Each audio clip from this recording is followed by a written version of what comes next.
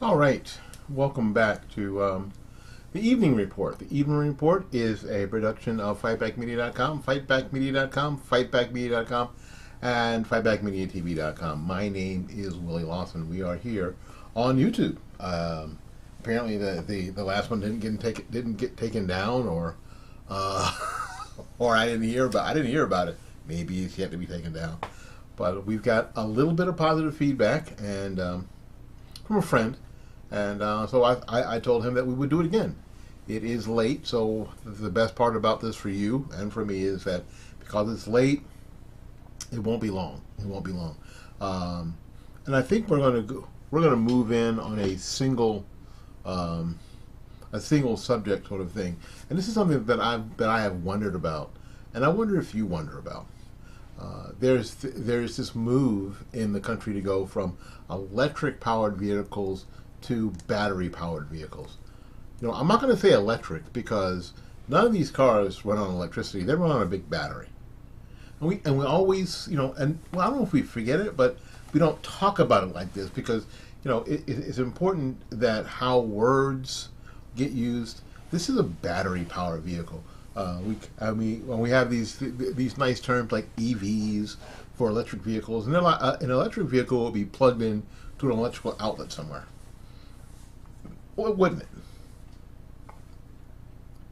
It would be plugged into an electric outlet somewhere. But it isn't.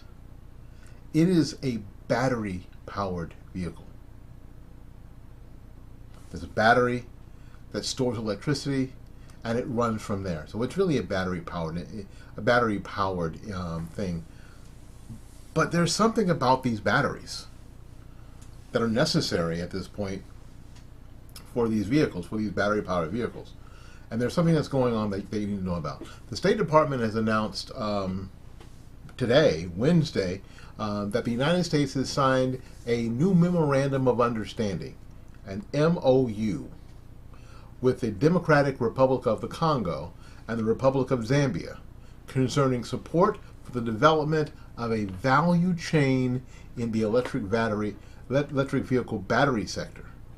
The MOU is the latest round in President Biden's war on fossil fuels that he has pledged to end, and part of his forced transition from gasoline-powered vehicles to battery-powered vehicles. It's also a massive gift to those who are profiting off of forced labor, including by children in the African countries signing the memo. Now we have to remember that the things, the stuff, the ingredients that it takes to build these batteries are mined by hand, and it kind of looks like. Let me do this for you. Let me see if I can. I got way too much crap here. Let's see if I can get this for you. There you go.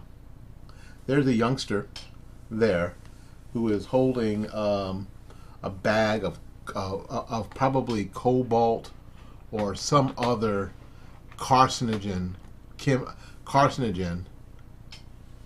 that's going to be put on that truck, so you can drive around in your Tesla.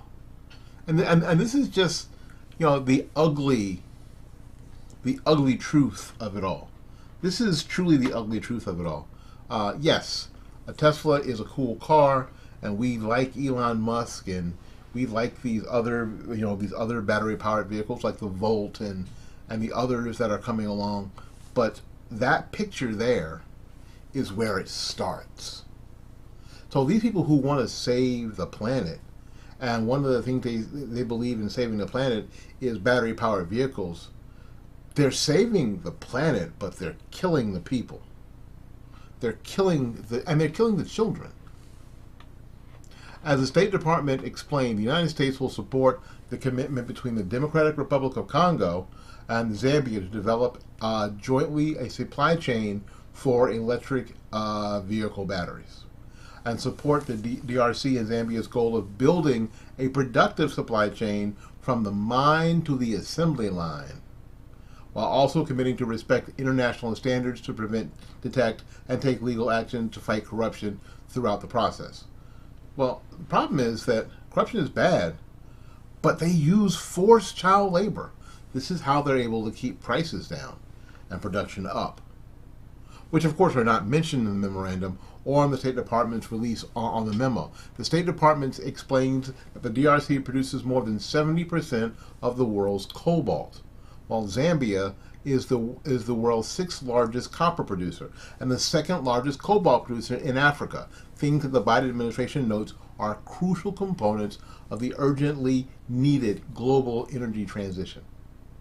So these, we said this before here on Fightback Media and the Morning Report and the like, that the left is perfectly okay with standing on the bodies of dead children to push an agenda. And this, and this agenda of battery-powered vehicles being pushed in the way they are pushed is literally forcing the bodies of dead children. Forced labor. Slaves. Forced labor is a nice euphemism for slavery. In this country, the left is tearing down statues because somebody was purported to have slaves back when slavery was legal in this country, forgetting that it's a lot of the same people who had them who made it so it was illegal. It was morally reprehensible and illegal. It got made illegal in the process. They're supporting countries that are still participating in slavery, human slavery, so they can feel good about driving a Tesla, or they can feel good about driving a Volt, or they can feel good about driving a Prius, or any number of the other, there's a electric-powered or battery-powered Mercedes-Benz or whomever. So they can feel good about doing this because they're saving the planet. And they're saving the planet with forced child labor, slave labor. But because they can't see it and it's happening in Africa, they don't seem to care.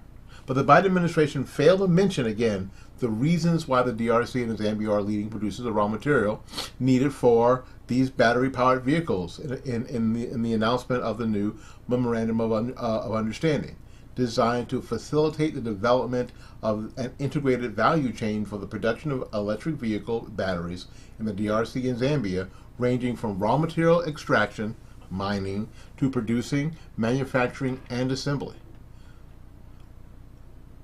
Take that business and move it to Africa.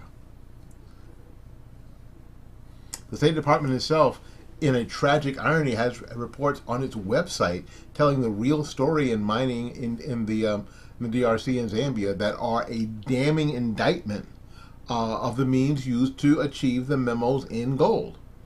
So they already know. See, again, we very, very often say these people are stupid, and don't they know? Well, they're not stupid. They're evil. Because, of course they know. On the same website is the worst part of doing business, any business with these two countries. So they already know. You know what that means? They don't care. It means they don't care. It means the Biden administration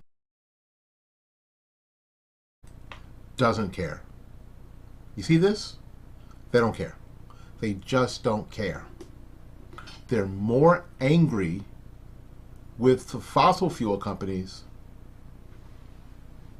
so they don't care about this kid, or thousands, maybe millions of kids like them, mining cobalt by hand.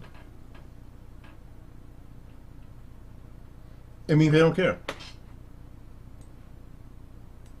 That's what it means. In the DRC of the Democratic Republic of Congo, mining bosses, other miners, family members, government officials, and armed groups have been found to force or coerce some adults and children to work in the artisanal mines in eastern DRC, including those debt-based coercions. The State Department reported in 2022, so they already know. Individuals associated with the extractive sector abuse some children in forced labor and illegal mining of diamonds, copper, gold, cobalt, tungsten ore, tantalum ore, and tin, as well as smuggling of minerals to Uganda, Burundi, Rwanda, the United Arab Emirates, and Tanzania. Similar tragic reality exists in the Republic of Zambia, where human traffickers exploit domestic and foreign victims. They catch people and turn them into slaves.